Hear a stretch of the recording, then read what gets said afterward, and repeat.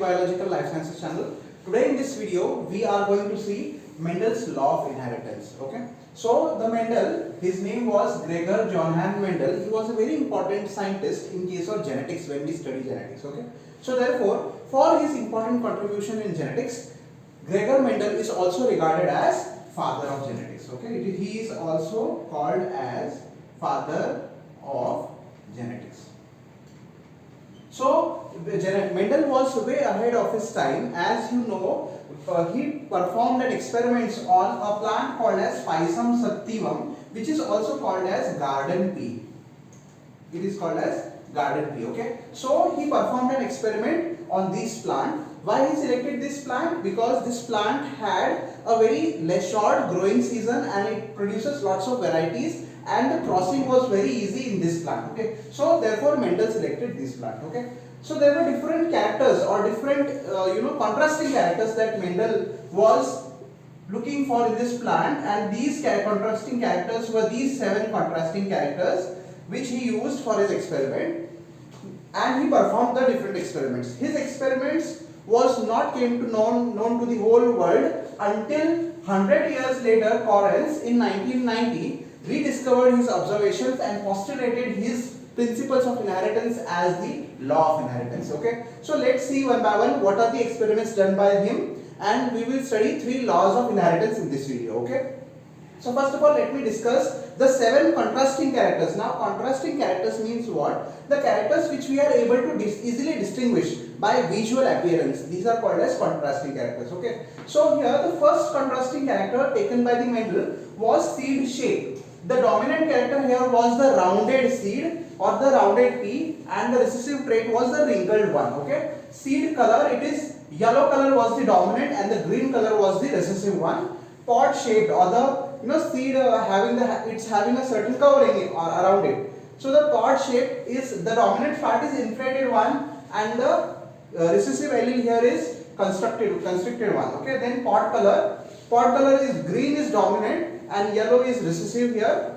Flower color, generally purple color flowers are dominant here and white colored flowers are recessive. Okay. Then flower location, here the flower of that particular plant is axial, that is it is present like this.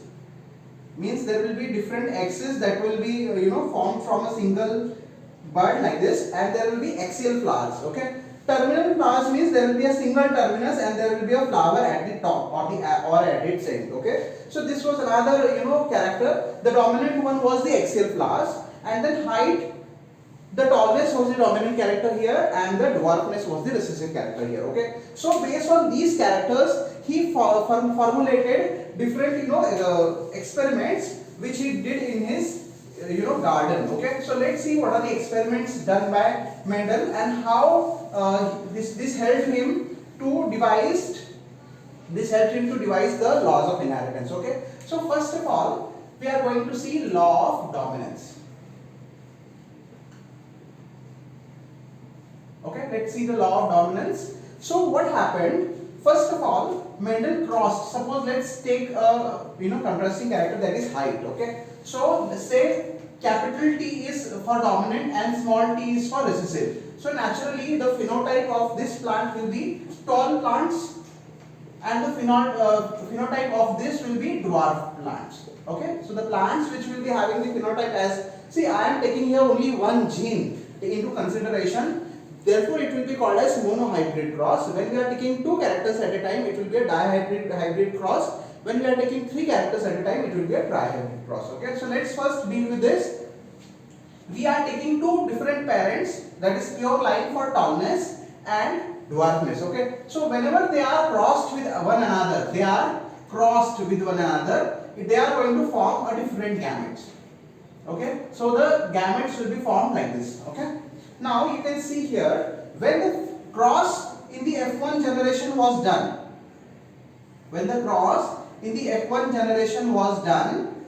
all the varieties which were formed were tall.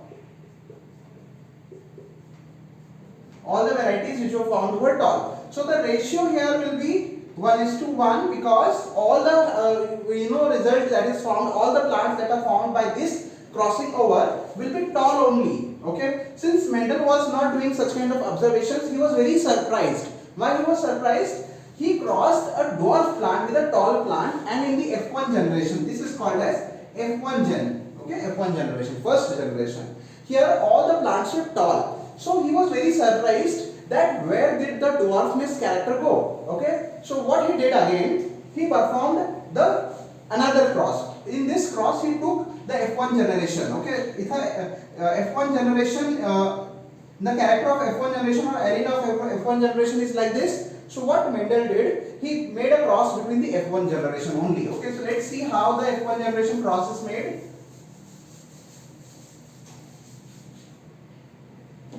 So this is hybrid. Okay, this was formed in F1 generation. Okay, so now when the gametes are formed from this, the gametes are like this.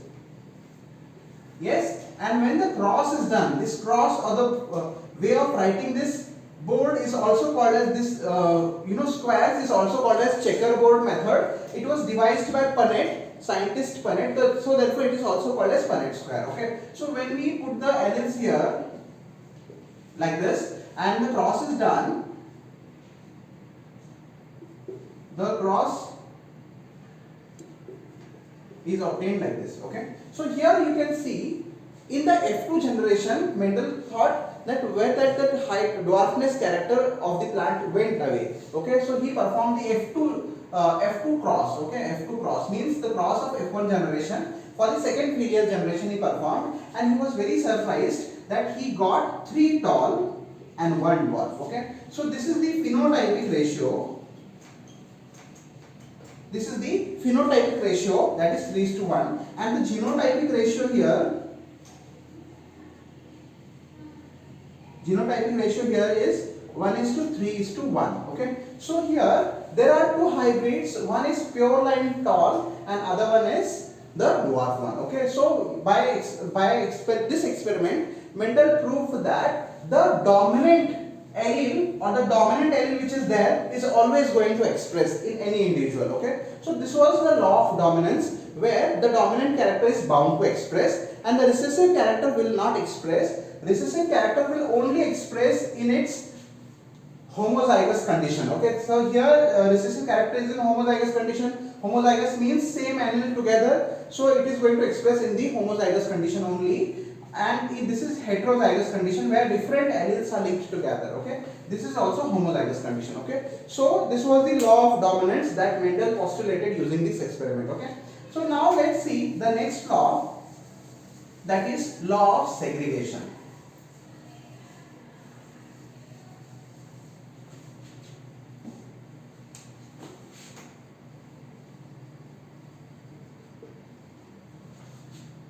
And this is also called as law of purity of gametes. The law of segregation is also called as law of purity of gametes.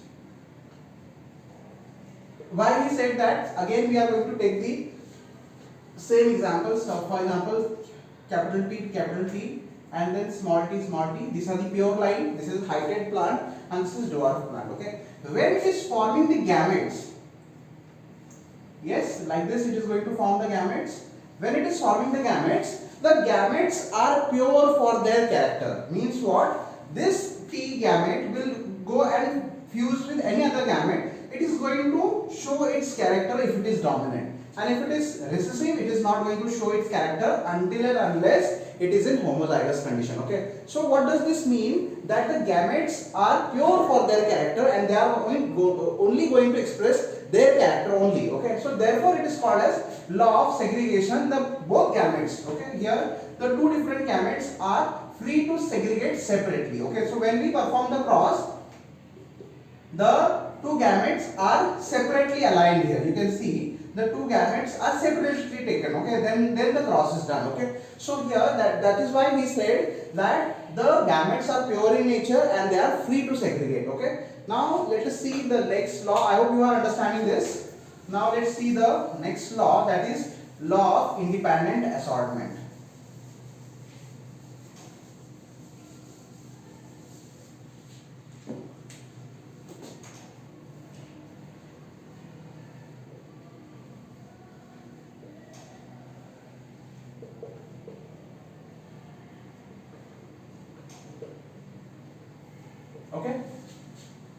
So what does this law says? When a hybrid possessing two or more characters are crossed with one another. In the first cross itself we saw that the F1 generation, all plants were tall, okay, and the parents, one parent was tall and other parent was dwarf, okay. So now in the F1 generation, where the dwarfness character went away, that was the question to the Mendel, okay. So what he told on that, the characters of each plant, for example, at the starting it was like this, first cross that I made, here it was like this, okay. So the characters was there only, okay. These will form gamete like this and this will form gametes like this, okay. There will be crossing here, and when we form F1 generation, it is like this.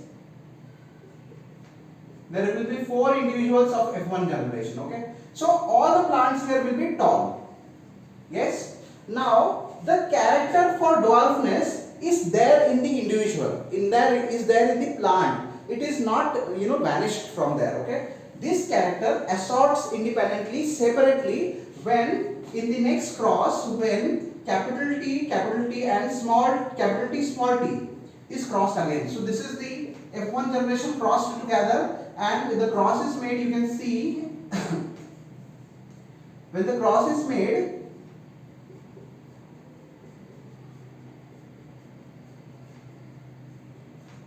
at the 4th stage or the 4th organism was totally homozygous. Means what? The character for the dwarfness is present in the F1 generation, but since it is recessive, it is not able to express because of the presence of dominant expression there or the dominant allele there, okay. But when we perform the F2 generation cross, when we cross F1 generation individuals and find out the F2 generation, in that generation one of the organism or one of the plant is small t and which is dwarf one, okay, which is the dwarf one, okay. So the reappearance of the dwarfness character in the pea plant tells us that the characters or alleles are independent to assort. They assort independently, and whenever that particular allele comes together in a homozygous condition, it is bound to express, okay. So these were all the laws of genetics that was studied by Mendel, but later postulated by Correns, and came to be known as laws of inheritance of Mendel, okay. So Mendel literally made a very important contribution in the field of genetics, but he was very lucky. Why he was lucky? Because whatever the characters, that is 7 contrasting characters that Mendel chose, was all present on the different genes, okay. Later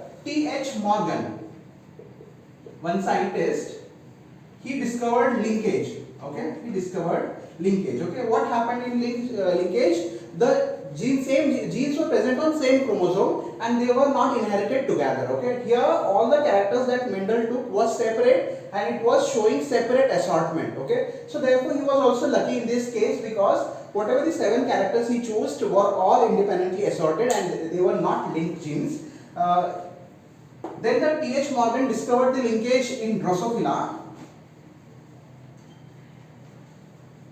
Drosophila melanozoster, he experimented on that and he discovered linkage there. So after his discovery, there were certain deviations in Mendel's law, such as codominance, incomplete dominance, like that. These deviations we are going to see in next video, okay. Thank you for watching. If you haven't understood anything, please do comment below. Thank you for watching.